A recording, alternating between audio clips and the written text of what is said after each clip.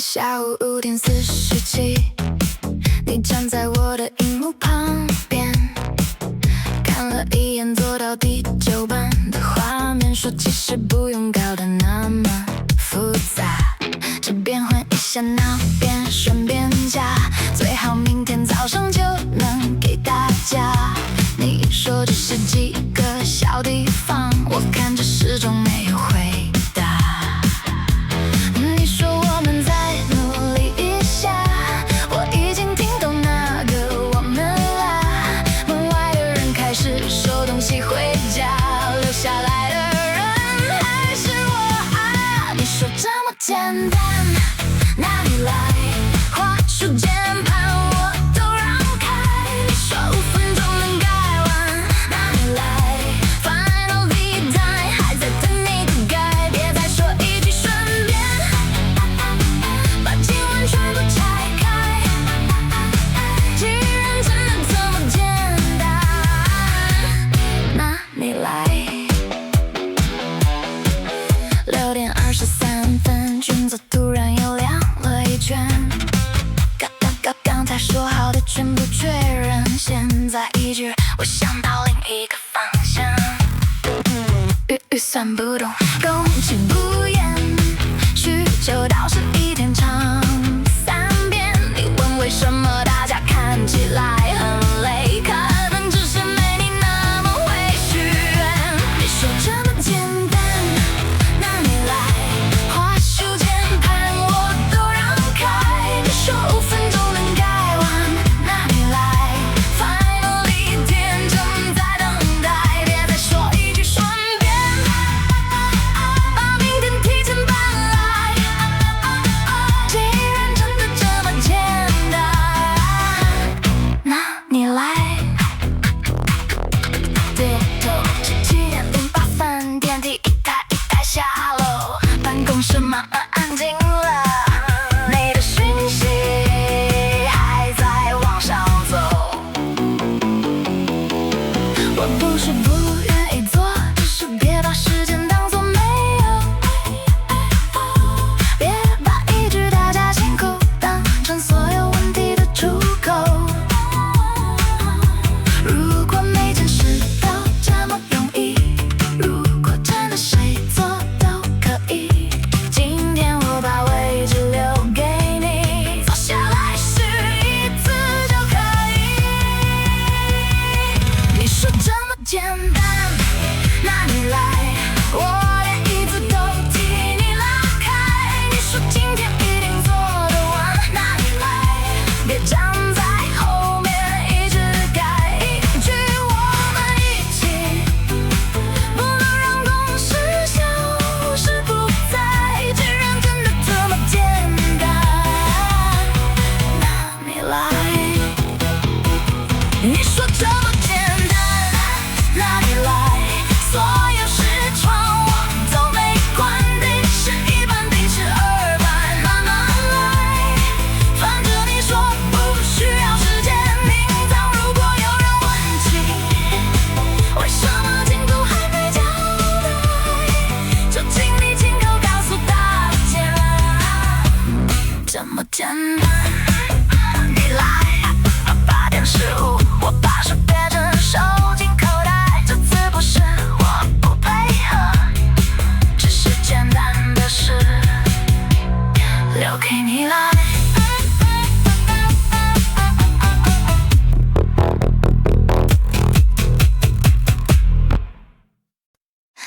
早上9:05，你传讯息问档案放在哪里，我回你公用资料夹第2层。9:12又问那个资料夹要从哪里进，我截图给你。9:20你再问上个月的版本是哪一份，我开始怀疑搜寻框是不是只有我看得见。先搜寻再问我，真的不用每一题都叫我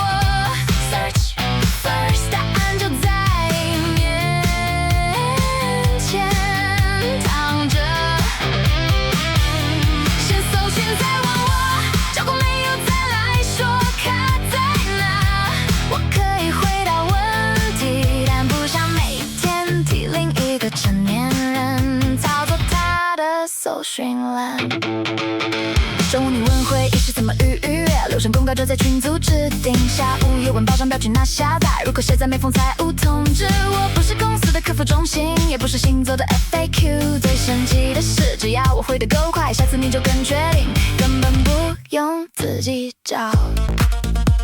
往上滑，看置顶，打关键字，按搜寻，真的找不到再来问，4个步骤不会很难。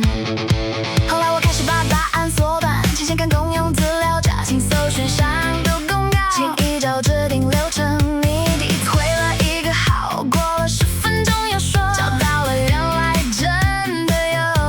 我看着那句话，差点替搜寻功能感动到鼓掌。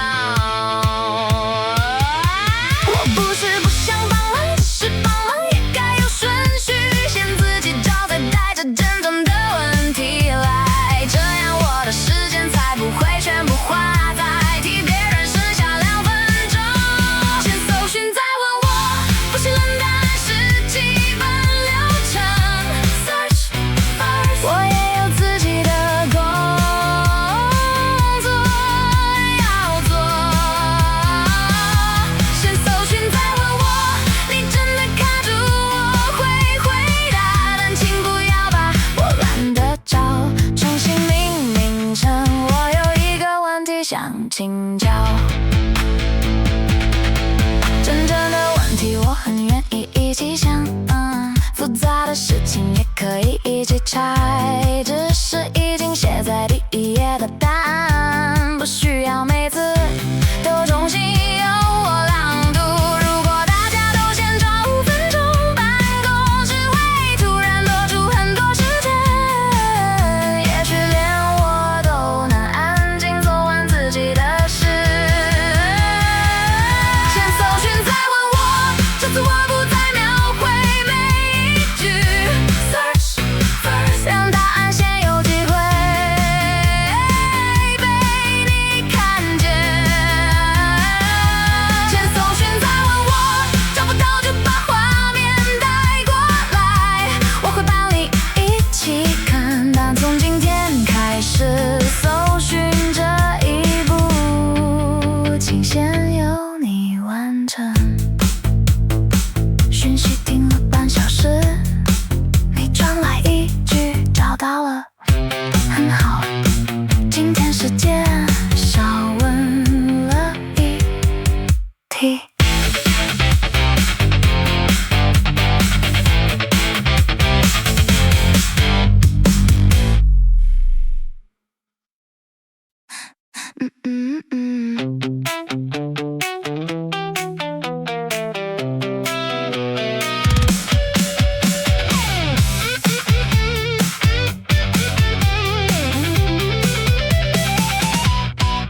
你寄来一封信，标题写着请协助附件打开，是你这份还没开始的工作，内文只有2句，麻烦帮忙处理，如果有问题再跟我说。我盯着荧幕几秒，很想知道到底从哪一步开始，这件事变成我的手简里没有前转功能，附件也不会因为寄到我这里就自动完成分工。协助应该是一起完成，不是按下记住就完成，责任转移。你把工作寄给我，不代表他收到以后就会自动改行。别把工作寄给我，再假装只是请我帮忙 forward 一下，不是新的分工方式。别把工作寄给我，你连背景都没有交代。如果真的需要支援，请把你做过什么卡在哪里，先一起寄过来。下午你走过来问那封信我处理了没有，语气自然的像任务本来就是我的。我问你目前做到哪，你说还没时间细看，所以才想请我比较快。原来小旅游一次变成免费接受的理由，我把信推回去，列了3个需要你先确认的项目。起，先不背景，请先选方向，提前把你能做的做到哪里，真的卡住，我们在一起往下走。先做你的，再找我，先把问题说清楚。志愿不是承包专辑，合作也不是一件一脚。别把工作寄给我，我不是公司的收件怪，锁我一下也不会把负责人一起改掉。别把工作寄给我，再问为什么我没有马上开口。我愿意帮你解卡，但不会替你从第一页开始把整件事重新做。我知道每个人都有忙不过来的时候，也知道互相支援很正常，但真正的支援是你走到一半需要一只手，不是你站在起点把地图丢给别人，然后问怎么还没到终点。如果今天真的需要我接，就把优先顺序一起看清楚。别把工作寄给我，这手别只寄一句麻烦你了。Forward 可以，但责任不会跟着消失。别把工作寄给我，把你的进度和判断一起留下，这样我才能真的帮忙，而不是每次打开信箱都收到一份别人的完整工作日。请先退回3个问题列，等你回答，我再协助。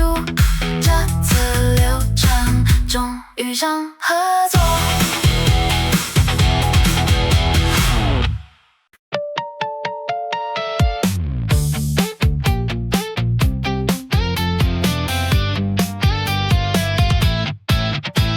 下午2点会议邀请跳出来，主旨只有4个字，快速确认。我带着笔电进会室，以为10分钟就能回座位。第1分钟你说今天其实只有1件小事，第5分钟开始回顾背景，第15分钟有人想到另一个问题，第30分钟我们已经离原本那句话很远。一件事一句话一个决定，到底为什么一定要绕完整层楼才愿意回到答案？一句话开1小时，会议室的钟在动这件事 Quick think 总是被正式会议还正式。一句话开1小时，每个人都说再补充一点，不到最后原本5分钟能的事情变成整个下午最完整的消失方式。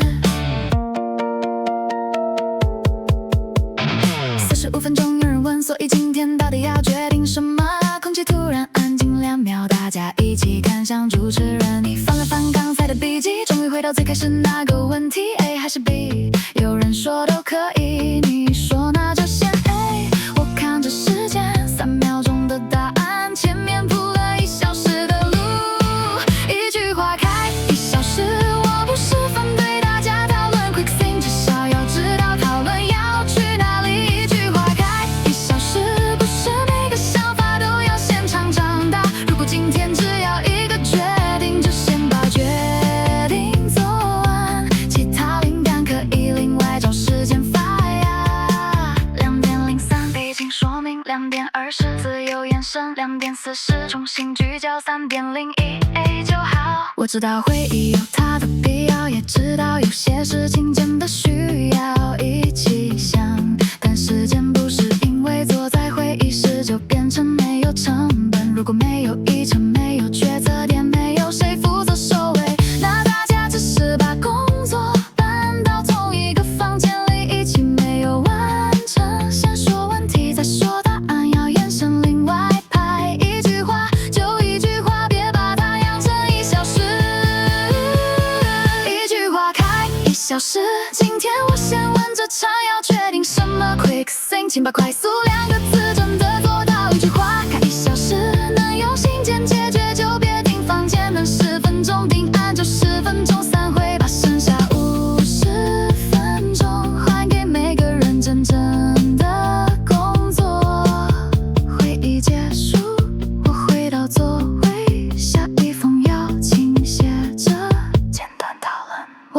了一层才按接受。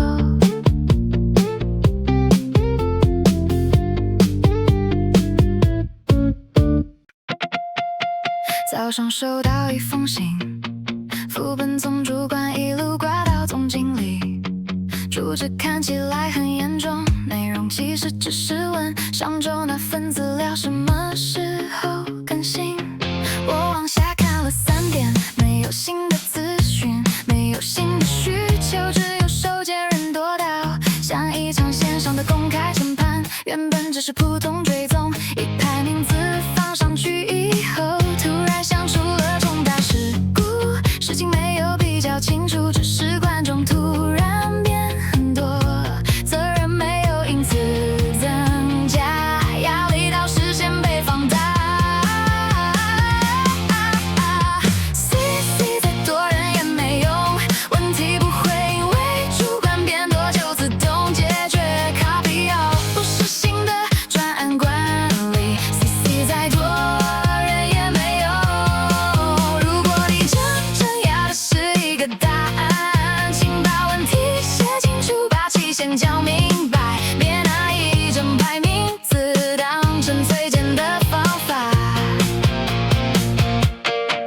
我回信说资料下午3点更新，顺便附上目前进度和缺少的项目，10分钟后你再回，请务必重视。副本又多了2个人，我开始分不清，这封信是在推进事情，还是在展示谁比较急？真正缺的资料依然没有人提供，但每个高阶主管都已经知道我还在等。信件的声量变大了，事情的进度却1公分都没有往前。多一个副本，少不了一个缺件，多一个主管，也不会让资料自己出现。CC 再多人也没用，真正能解决问题的人还是那几个啊。Copy 只会让信箱一起变得更吵。CC 再多人也没用，如果需要升级处理可以说，但别每次一着急就把整间公司拉来看谁还没回复。我不怕主管知道进度，也不怕事情被公开检视，只是升级应该有理由，不是每封信都先把权力排满。如果要我快，给我缺的资料，如果有风险，把风险说明。真正的管理不是把更多人放进副本，而是让事情少一点阻力。CC 再多人也没用，今天我照样把进度写得清清楚。Copy 也请一起看看卡点在哪里。CC 再多人也没用，压力可以被看见，责任也应该被看见，别只让所有人知道谁还没交，却没人知道他在等谁。下午2点58，缺的资料终于寄来，3点10分更新完成。副本还是很多，但答案只需要1份。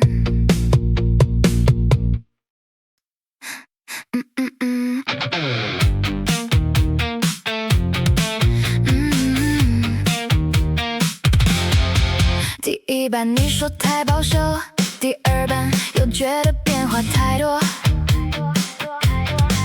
第3版把字放大，第4版再全部缩回去，第5版换成蓝色，第6版问能不能试试原本那种灰。我一路改到第11版，你盯着画面很久，最后说不然我们回第1版再看一次。我没有生气，我只是突然很安静，原来是一次修改可以绕一圈，回到最开始的风景。第12版又回来，回到第1版的安排 Version 12，像是一个万象，只是配方向，出去散步再回来。第12版又回来，说还是最初比较自然。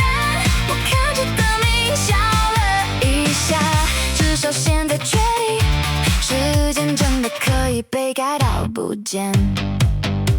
你说过程很重要，每一次尝试都有它的价值，我同意。只是那些价值通常都发生在我的下班以后，每个顺便实施都要重新输出，重新检查。每个我只是想看看，都会变成新的答案，最后真正被采用的还是最早被写起的那一章。第12版又回来，回到第1版的安排。Version 12不是创新，只是把昨天重新命名再打开。第12版又回来，这次我先把修改记录排开。如果方向还没有定，就先别叫我一直改，想清楚比改得快更省时间。VV 的 VI VI VT V11，然后一句还是第1版好了。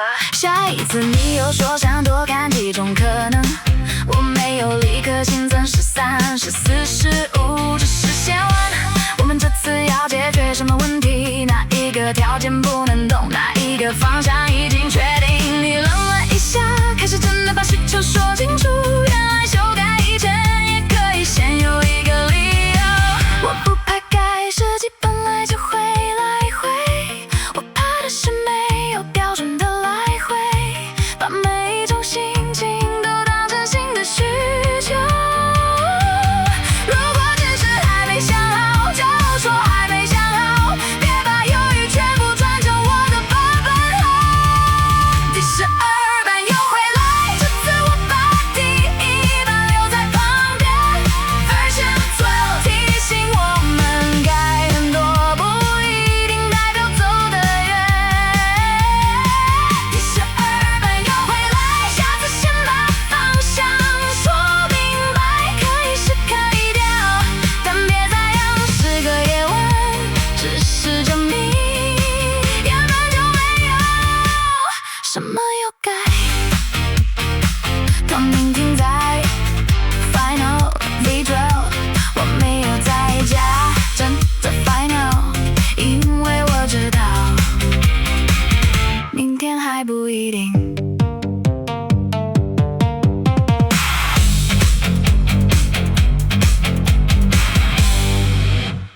红的改成句，句的改成会，数字没有变，只是看起来比较美。星期预报表刚送出去，主管看了3秒，叫我先等等。这个下降不要写下降，改成转角矫正比较完整。那个流逝也别放在前面，涂白颜色可以柔和一点。我看着同一排数字换了4种说法，突然就没那么难看。问题还在哪里？只是字变得客气。如果每一句真话都要先换件衣服才能进会议，坏消息也要化妆，红字擦掉再补一点光。Look so good， 曲线往下也能说正在酝酿。坏消息也要化妆，别让现实看起来太慌。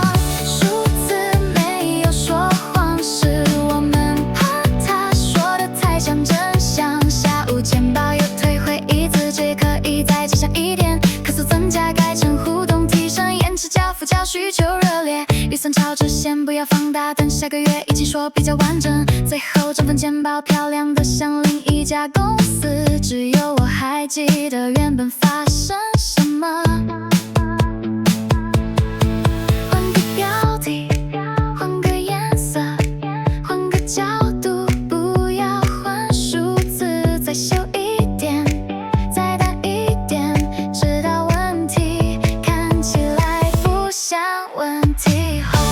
坏消息也要化妆，每一页都维持漂亮形状 ，look so good。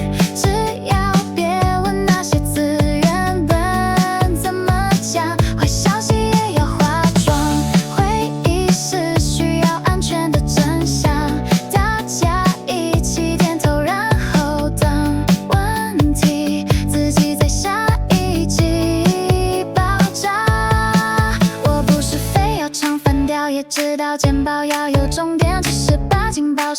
笑不会让火真的熄灭。如果今天不能说难看，明天就只能说怎么会变成这样？坏消息也要化妆，这一次我把红字留在鸳鸯。Look so good 不代表事情真的没有受伤，坏消息也要化妆，但至少别把镜子一起藏。该难看就难看，该处理就处理，别等到数字再也遮不住才突然问，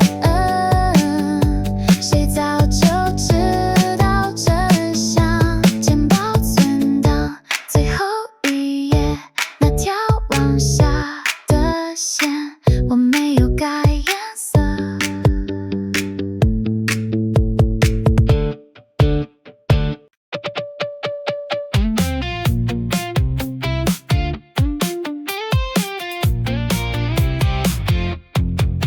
星期一全员会议，主管说今年环境真的很辛苦，希望大家共体时间，奖金可能先暂缓，加薪也要等公司稳一点。我们点头，有人还认真说可以理解。星期三地下停车场多了一台亮的刺眼的新车，你笑着说最近刚好想换个心情。原来时间有分座位，有些人坐办公椅，有些人坐真皮座椅。我们一起体谅公司，公司好像不用一起体谅我们。共体时间的新车在停车场亮得很有说服力，你说大家再忍一下，自己先把人生升级。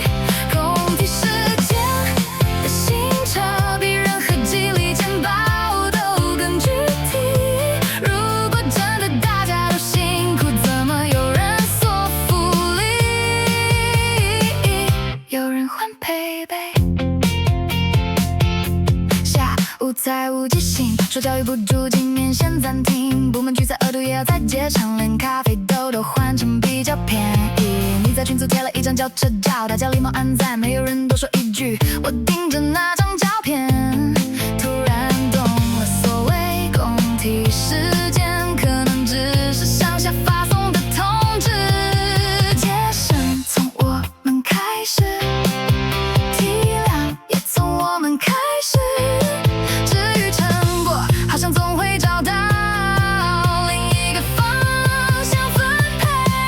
共体时间的新车停在我们取消奖金的旁边，你说明年一定会更好，这句话已经听了2年。共体时间的新车让公司的价值观变得很显眼，我不是不能一起撑，只是至少别让牺牲永远只有同一边。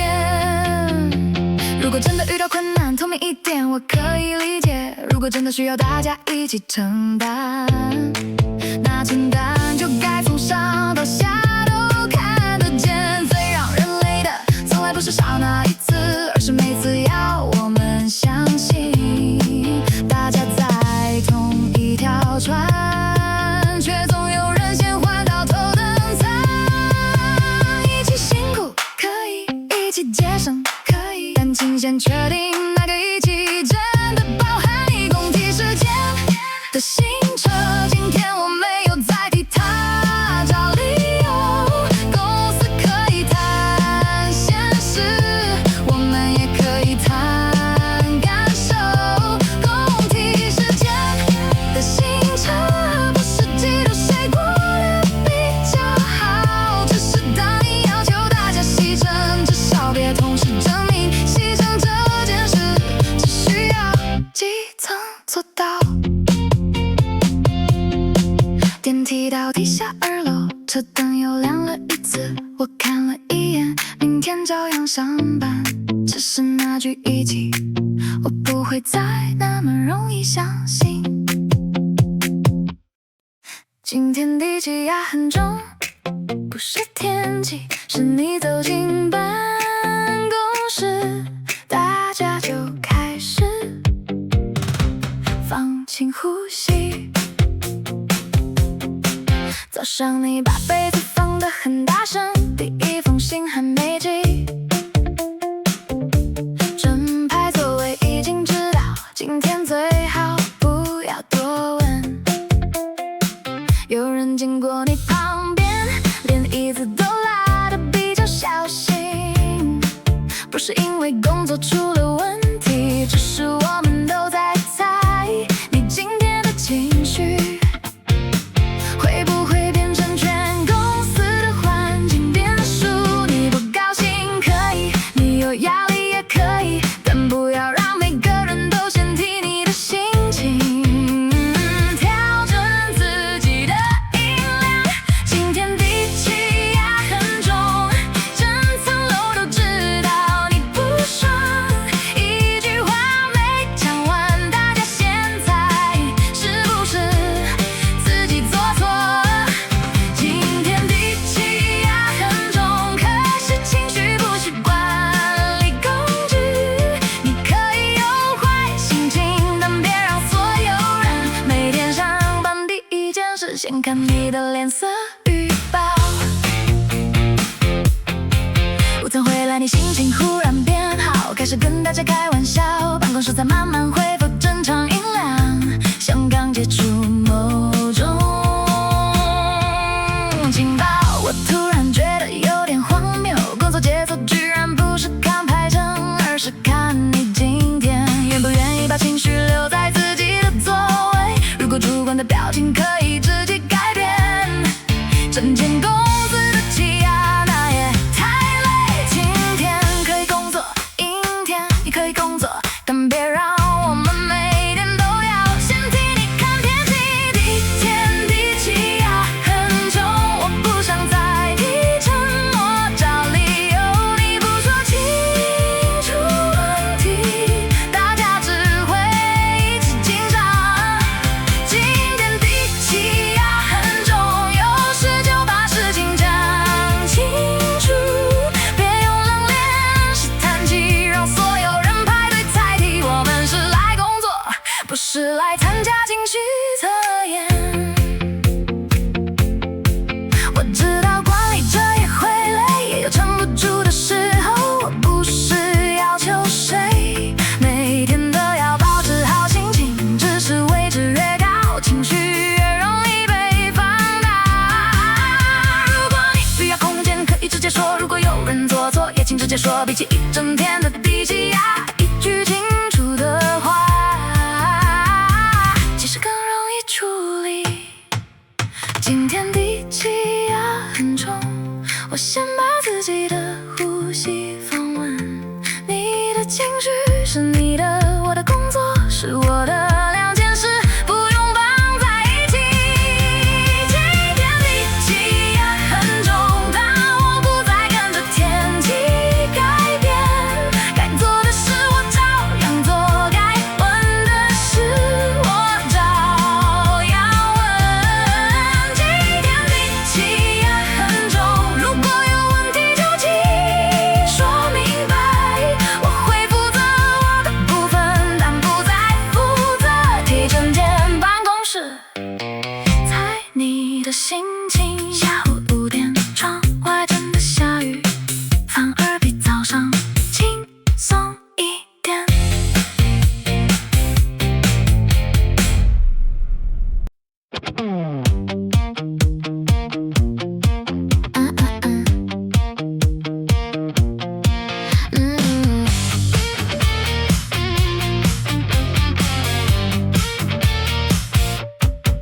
我只是买了一条转接线，108块，为了会议临时要用线，自己刷卡带回来，保障系统打开，第一个填用途，第二个填专案，第三个问为什么必要附件，要发票还要付款证明，最后跳出一份说明，金额虽小，人情像数效益。我看着那108块，开始思考，是不是干脆把它捐给流程。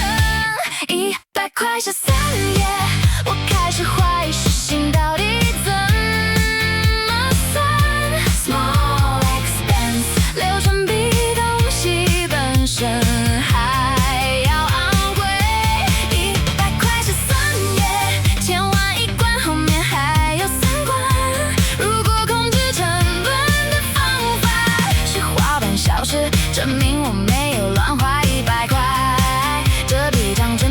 比较什么？我把用途写进会议设备连接使用系统，说描述太简略，于是不想使用情境、使用对象、使用日期，还有若不购买可能造成的影响。写到最后，这条专界线看起来像公司年度重大投资，我突然很想直接放弃报账，把108块当成买回30分钟的人生。108，三张表，2个附件，4寸核准，省的时间，花的是谁的时间？流程可以有公关也合理，但合理的公关应该跟风险一起有比例。100块写3页，不是我不愿意遵守规定 ，small expense 只是规定，也该算自己的成本。100块写3页，如果每笔小件都走同一种迷宫，最后剩下的可能还没有大家填表好掉的公式多，而那些看不见的时间，从来不会出现在成本空白的报表里。我知道制度不是为我一个人设计，也知道公司要留下记录，但不是所有金额都需要同样重量的流程。100块跟10万块，如果完全一样，什么不叫严谨？那只是没有区分风险，把所有人一起困在同一张表里。真正的空管不是每笔都做对多，而是把力气放在真的值得放的地方。100块写3页，今天我还是把它送出去。Small expense 只是顺手记下花了多少时间。100块写3页，也许下次可以改成简单一点，该管的钱好好管，该省的步骤也省，别让控制成本本身成为最贵的成本。核准通知跳出来，108块，成功报账，总耗时37分钟。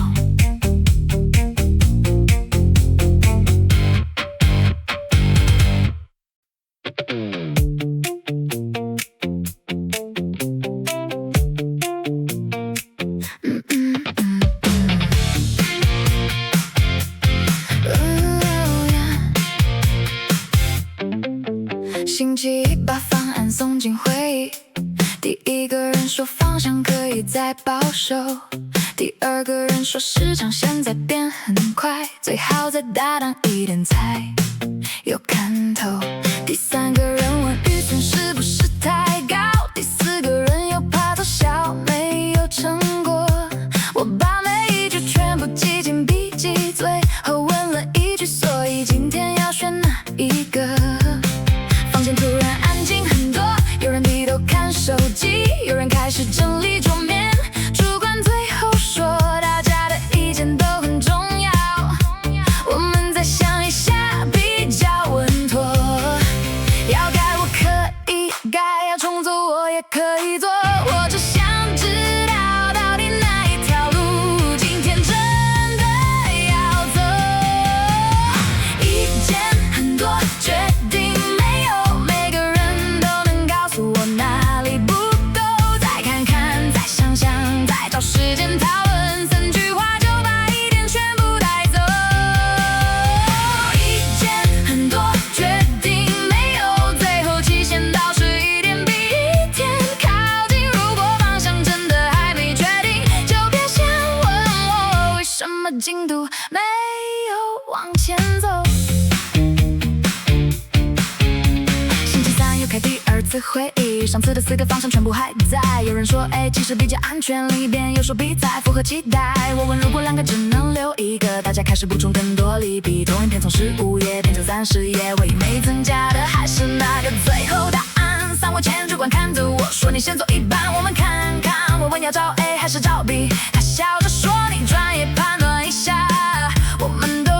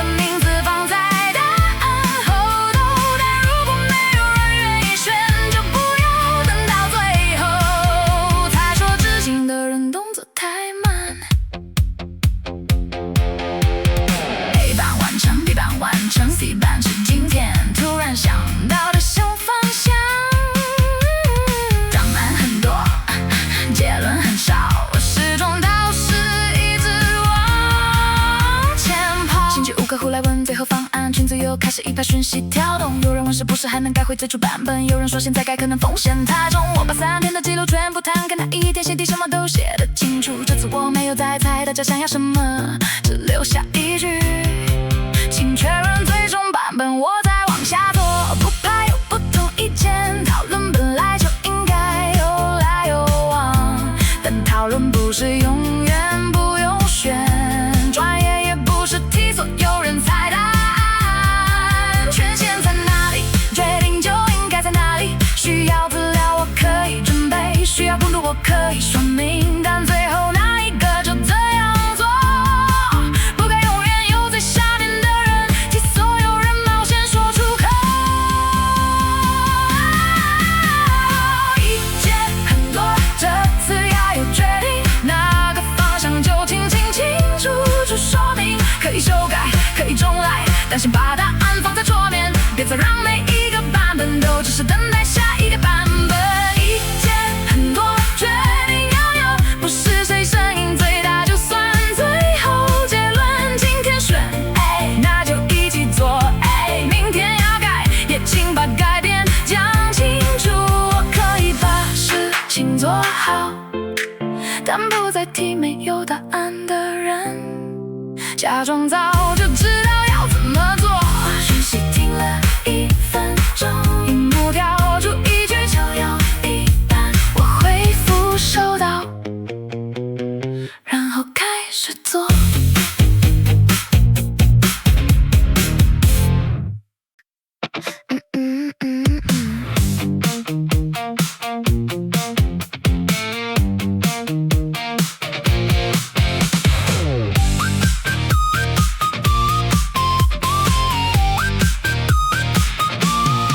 星期一我把3个方案放上桌，你说先等等，还想再看看。星期二问一次，你说方向还没有完全确定。星期三客户又追，我把时间重新排了2遍，直到星期四下午5点20，你忽然走过来说就第一个吧，明早能不能先给我一半？决定晚了3天，交期却1分钟都没往后，你把犹豫留给自己，把急迫全部交给我。前面每一句再等等，现在都变成我要自己追回来的公式。你太晚决定，不是我太慢， deadline 不会因为你点头突然多出一个晚上。你太晚决定，就别问我为什么赶不上。3天都在等一句答案，最后3小时不能叫做正常工期来算。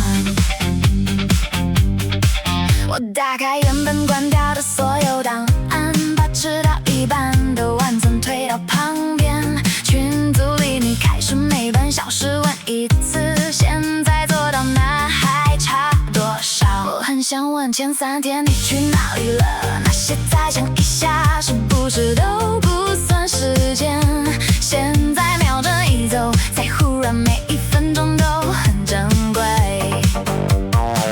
你站在旁边看进度，想记的人一直都是我，其实真正被压缩的只是最后执行的那一段。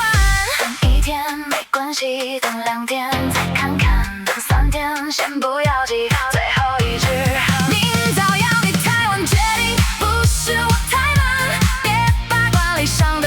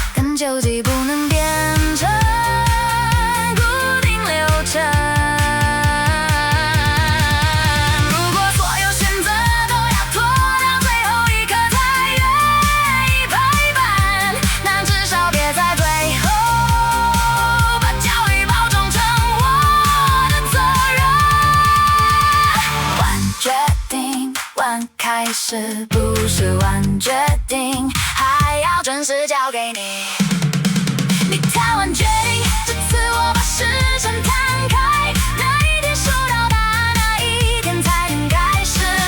你太晚决定，我不在那晚上替你不回来，可以加急，可以调整，但极限整人，每一次犹豫都有代价。Deadline 不是魔法，时间也不是我藏起来。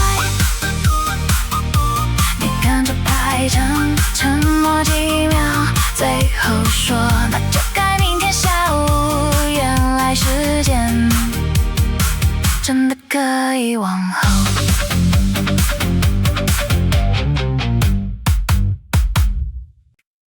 公路一起拿，过夜一起拿，别只在简报最后突然变成大家。这份案子从第一页开始，是我跟客户来回改了10几次，需求变动，期限缩短，每一个晚上我都在场。你偶尔在群组按一个收到，开会10点点都说方向很好，到了成果报告那一天，你站在最前面，说这是我们团队共同努力的结果。功劳过一起拿，不要只拿漂亮的那一半，做得好是大家，出问题就问我怎么没先防范。功劳过一起拿，别把责任切得那么好看，如果成果真的属于团队，那风险出错加班，也请平均分担。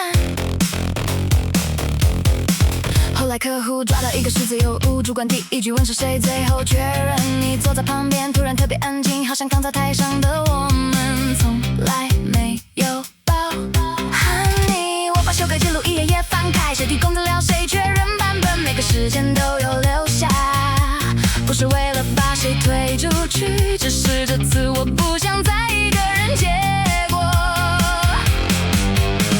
公共成果就该共同负责，不能掌声来的时候站得很近，问题来的时候，突然每个人都离我很远。功劳过一起拿，别只把名字放在封面上，如果你要共享成果，就也共享那些不漂亮的地方。功劳过一起拿，责任不是最后才来认领，我不怕承认自己的错，但别把别人的那一份也一起塞进我手里。掌声很大，责任很小，名字很多，留下来的怎么总是同一个？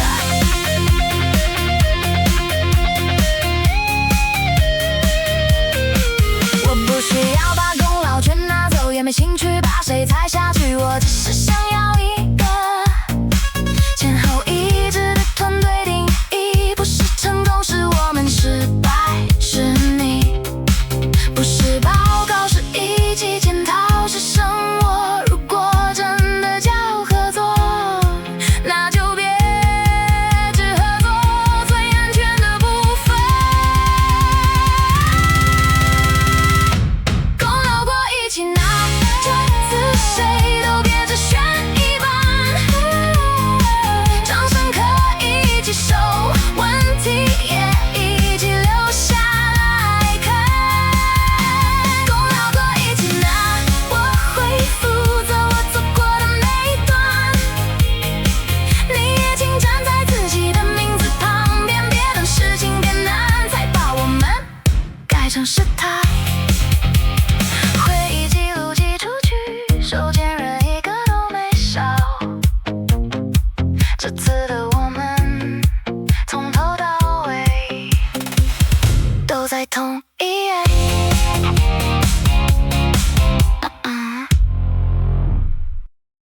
说好一起，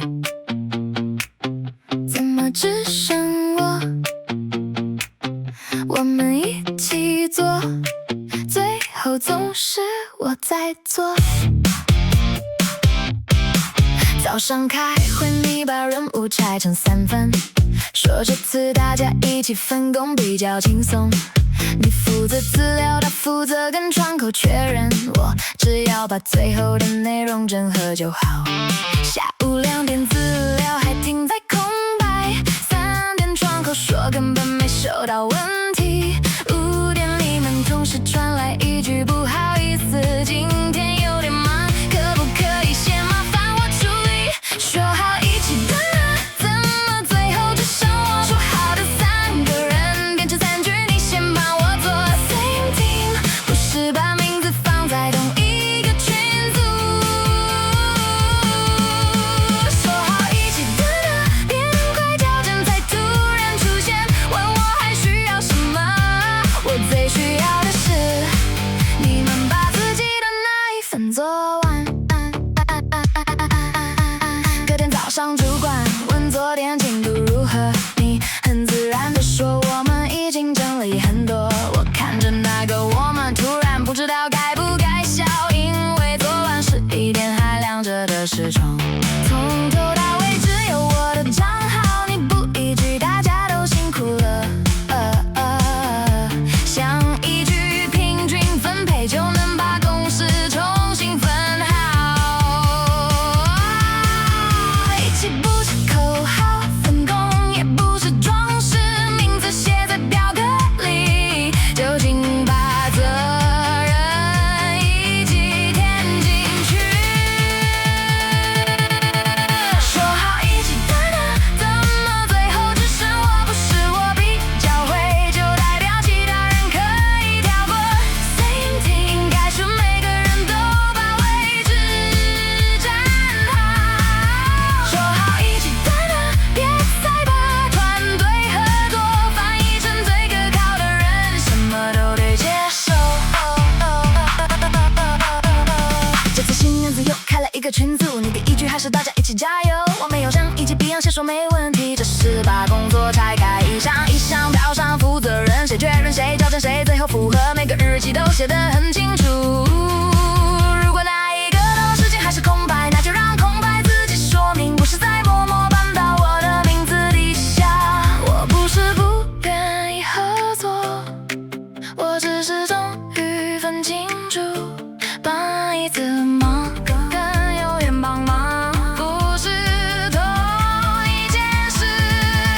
真正的团队不是有人屌球就知道旁边那个人一定会见。如果说好一起，那就真的一起，别只在承诺出现时才想起我们是同一边。说好一起的人，这一次我先把规则说透，该你的那一份就请你自己做到最后 same team， 不是谁比较可靠谁就没有尽头。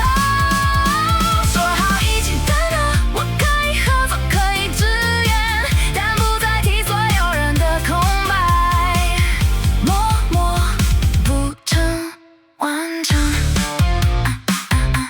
工作表还在，每个名字都在，这一次我的名字只留在我的那一栏。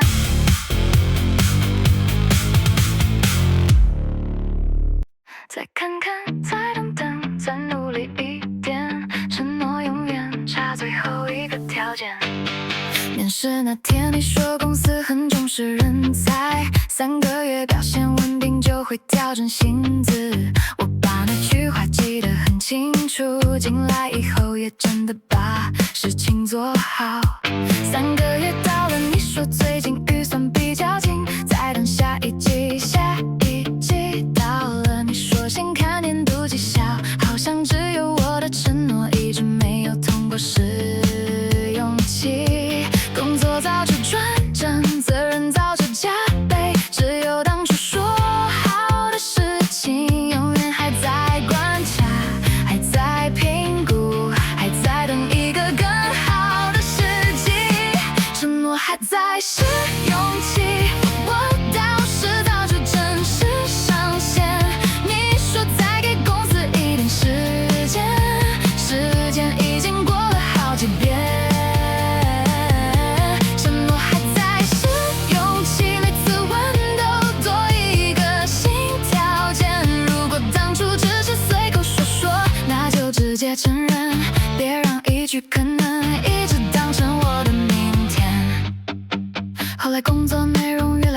新人来了还叫我负责带客户有状况，第一个找我跨部门卡住也要我卸掉。你说因为公司很信任我，这些都是未来发展的证明。可是每次谈到最实际的那一项，信任忽然变成我们再讨论看看。3个月、6个月、9个月、1年，责任一路转正，承诺还在面试，承诺还在试用期，我不想再靠暗示过日子，不是一定要今天答应，至少把条件讲清楚一次。承诺还在试用期，请给日期，给标准，给决定。如果没有，我也需要知道，好让我把自己的下一步排进行程里。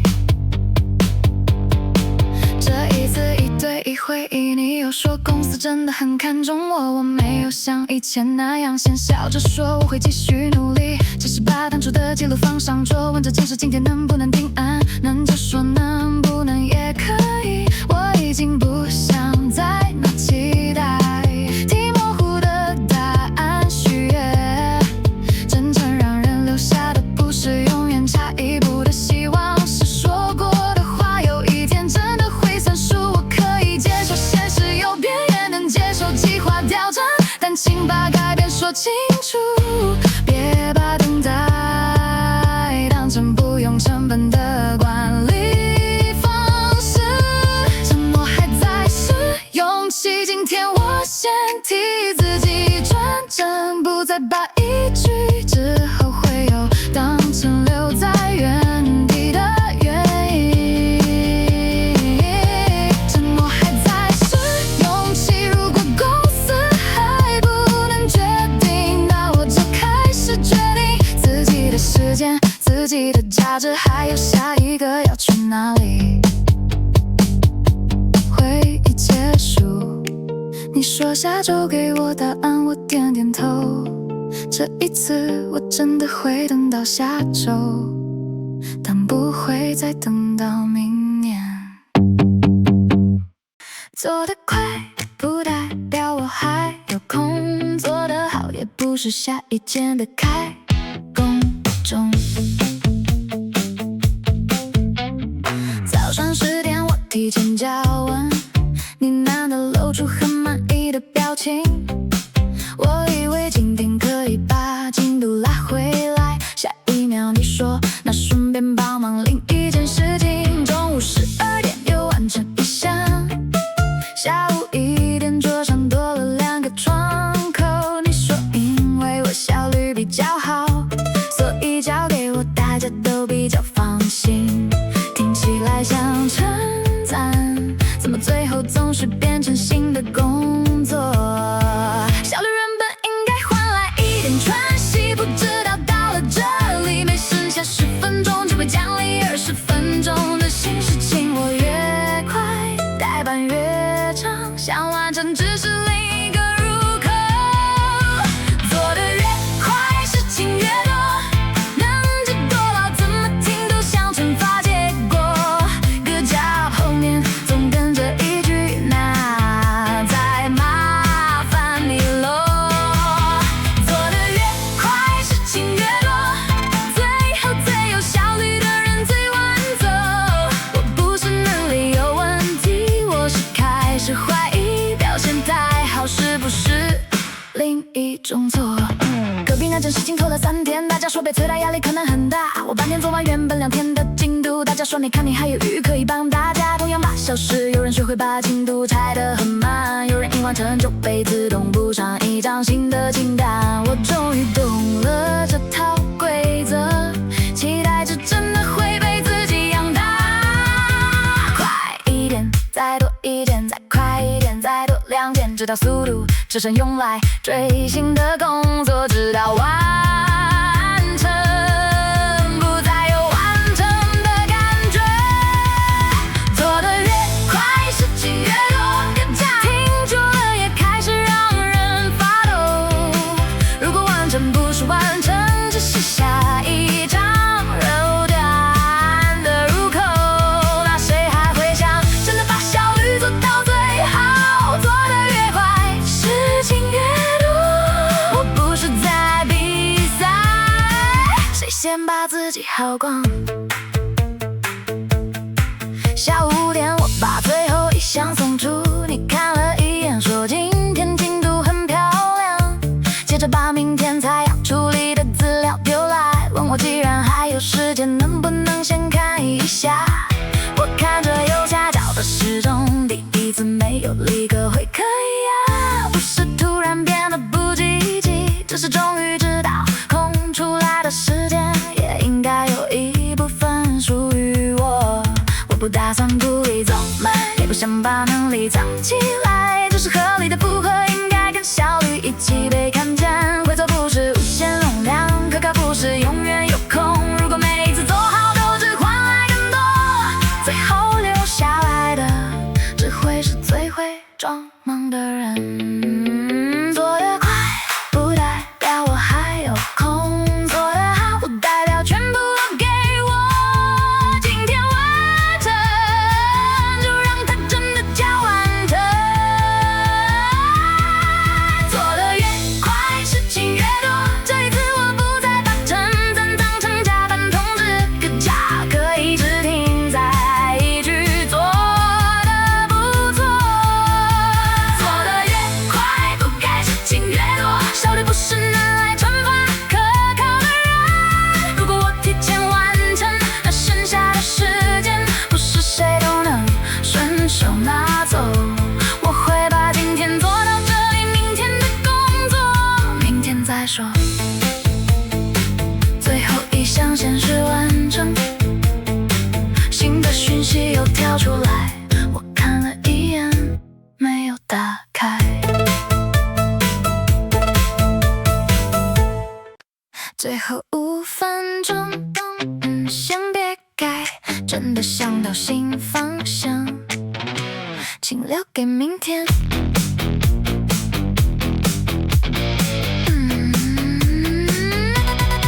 下午5点55，我把最后版本寄出去。到明日期附件全部确认没有问题。外套已经拿在手上，电脑也准备关机。你突然从旁边探过来，说刚刚走去茶水间，想到一个可能更好的方向，不然我们快速试一下。最后5分钟别改，你的灵感可以明天再来。One more change， 通常不会真的只改一块。最后5分钟别改，5分钟后面常常藏着一个晚上。如果不是今天非做不可，请把新想法跟明天的公式一起安排。你说只是标题换一下，后网友觉得图片要跟着调，图片调完版面好像也需要重新平衡。6点20，你看着新版，忽然又问原本是不是其实比较好。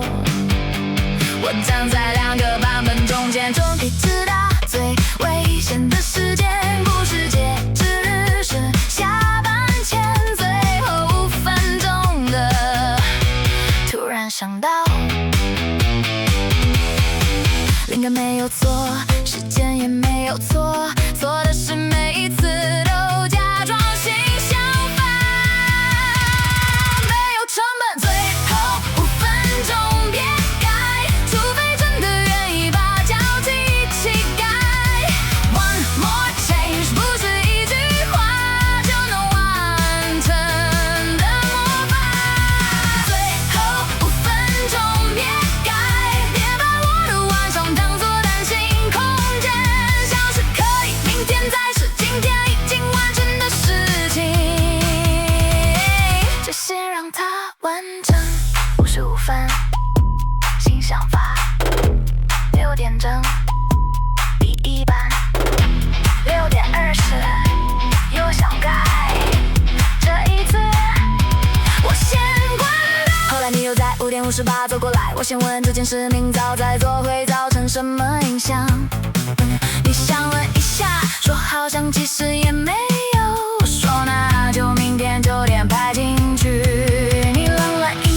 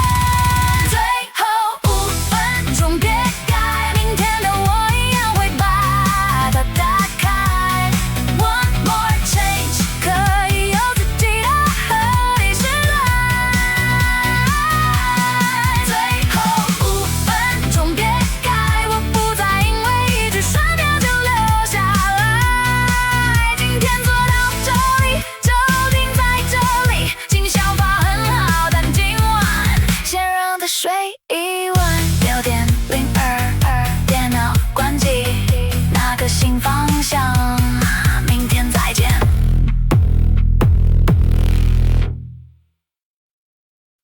我看到了，不代表我答应已读，只是讯息被我看见而已。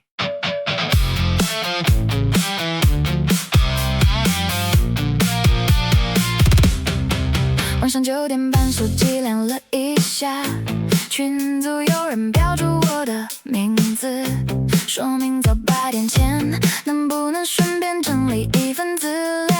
我点开看完，没有立刻回答。过了5分钟，你又补一句已读了，应该没问题吧？我看着那句话，第一次觉得2个蓝色勾勾，责任突然很重，好像只要手机亮过一次，我的晚上就自动进入工作状态。已读不是答应，看见也不是接单 ，Seen 不是免费的电子签章。已读不是答应，我的晚上不是待命时段。如果事情需要我承接，请当我真的说可以，不要替我的沉默自己补上答案。以前我怕别人觉得我不配合，常常看到就先回好，哪怕人在外面，哪怕手边根本没有电脑，一个好字出去，后面的时间就全被预约。久了大家也习惯，只要讯息送到我这里，事情就像已经有人负责，甚至我晚10分钟回，都会有人再补一个问号，直到我发现秒回正在慢慢吃掉我的下班。而那个习惯，其实也是我自己养出来的。看见不是接受，沉默不是默认，已读只是已读，答应要由我说。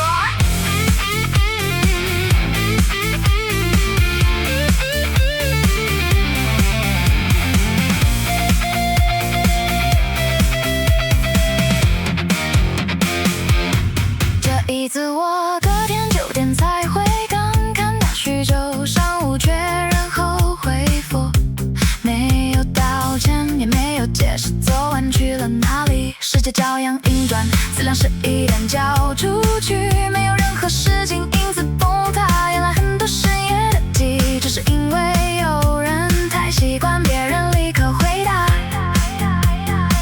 我可以有工作责任，也可以有讯息边界，真正经济的事情应该有真正经济的流程，不是把每个群组都变成24小时柜台。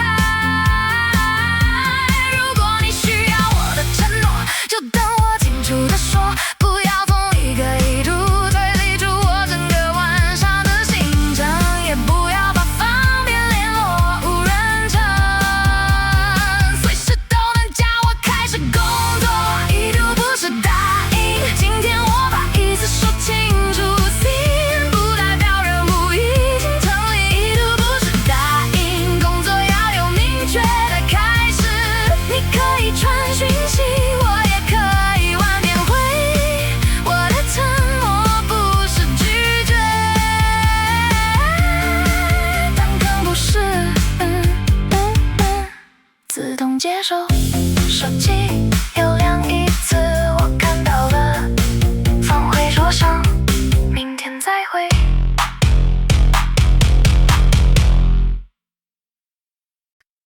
6点到了，我就下班，门不是逃生口，我也没有在逃亡。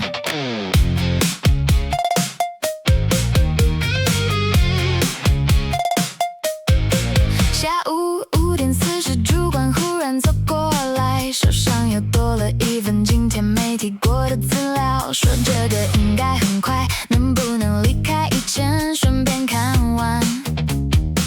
我看了一眼时间，又看了一眼那句应该很快，不知道从什么时候开始准时离开公司，竟然需要一个组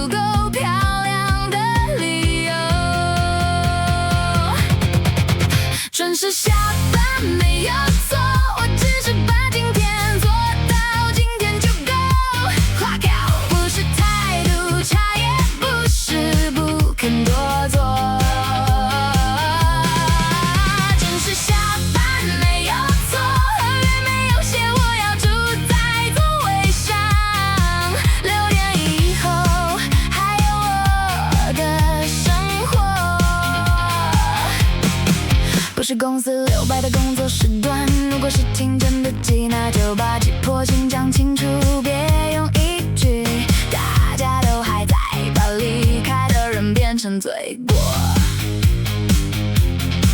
电梯门口碰到别部门主管，笑着问今天这么早就走。那句话听起来只是寒暄，却收敛得像某种靠近暗号。微笑了一下，说今天的工作已经完成，没有解释晚上约了谁，也没有补一句回家还会上线。多留半小时不会让忠诚突然增加，少做半小时也不会让能力凭空蒸发。真正该被看的应该是事情有没有做好，不是谁最后一个把办公室的灯关掉。准时下班没有错，我没有欠谁一场表演是停留。clock out 做完就走，本来就是正常节奏。准时下班没有错，别把公事拉长当成敬业证明。如果每天都靠额外时间才能把正常工作完成，那该警察的也许不是我，而是排成人里还有那些永远临时出现的决定。6:01电脑关机，6:02被子拿起讯息还亮着，明天会回。我不是拒绝负责，我只是拒绝把负责解释成随时待命。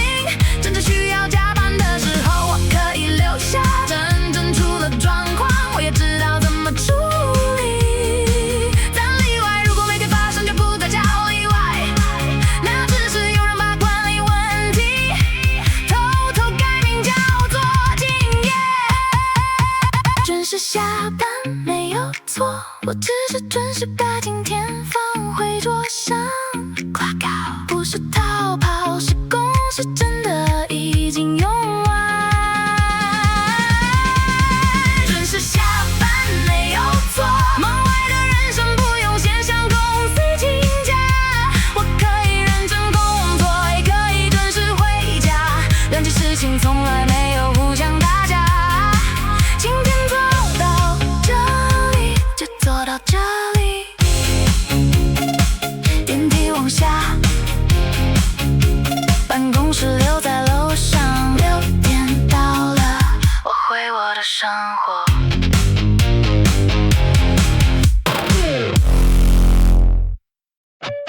会议上你把话说得太慢，客户一点头你就直接答应交件。我坐旁边知道时间根本不够，还是习惯笑着补一句我们会想办法。回公司后你拍拍我的肩，说刚才气氛很好，就靠我们实现。以前我总怕场面难看，怕一句不行让所有人尴尬，所以每次有人把承诺开太大，最后都是我拿自己的晚上帮忙把缺口补上。今天我不再帮忙圆场，做不到的事就让它原样，让我 cover 别人的承诺，别放进我的行囊。今天我不再帮忙圆场，不是翻脸，只是把现实放回桌上。时间不够，人手不够，就找时讲，别再用我的加班维持谁的漂亮形象。下午主管问怎么还没完成，你第一句说我们正在积极处理。我看着那个我们差点笑出来，因为从头到尾只有我打开那份档案。这次我把排程表投到荧幕，每一个日期都清清楚楚。不是所有尴尬都需要背着，不是所有沉默都要有人填。有些话今天不说明，它就会变成明天另一个理所当然。今天我不再帮忙圆场，